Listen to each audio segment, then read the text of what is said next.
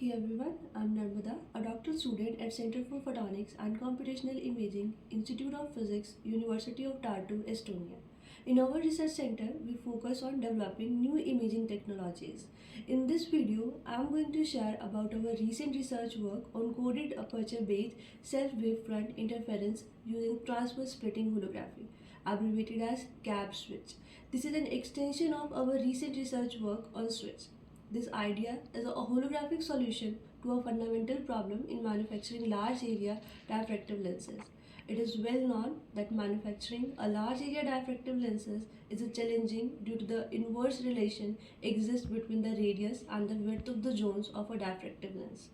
When large area diffractive lenses are designed for large radii, the zone width reaches either the lithography limit or the wavelength limit, itself causing spherical aberration and the polarization effects respectively. The graph shows that with an increase in the zone number or the radii, the width of the zone decreases. The column 1 shows the result for ideal lenses where a perfect image is formed. Column 2 shows the result for a large area lenses with the same zone width beyond the lithography limit. And the column 3 shows the result for a small area lenses where the radii is set at the lithography limit. As it's seen, the results for the column 2 and 3 are blurred corresponding to the ideal image. In switch, the holography principle are exploited to push the resolution limit from the limit set by the numerical aperture of the diffractive lens to the numerical aperture of the image sensor. The optical configuration of this switch is shown in the left hand side.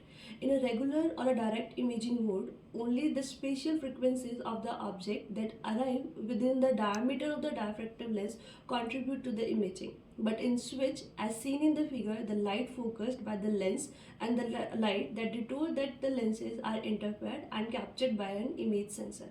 The recorded self-interference pattern has the higher spatial frequency beyond the light imposed by the diameter of the lens. Consequently, when the object is reconstructed by processing the recorded hologram with the point spread hologram, a super resolution image is obtained. This is the idea of the switch. While switch solve a fundamental problem in the diffractive optics, it is not a free of problem. One of the problem is that a significant part of the light modulated by the lens do not take part in the self-interference. So we developed an enhanced version of the switch is called as a coded aperture based switch or CAB-SWITCH. In CAB-SWITCH, instead of using a diffractive lens, different type of the coded aperture such as the hexagon, spiral face plate are used to redistribute the light such that an improved fraction of the light take part in the self-interference process. The optical configuration of the CAB-SWITCH is shown here. The self-interference hologram for diffractive lenses, hexagon and the spiral length elements are shown below for the same exposure time. As it's seen, CAB-SWITCH has the better light through than the switch, indicated by the more white region in the hologram recorded for a CAB-SWITCH than those for a switch.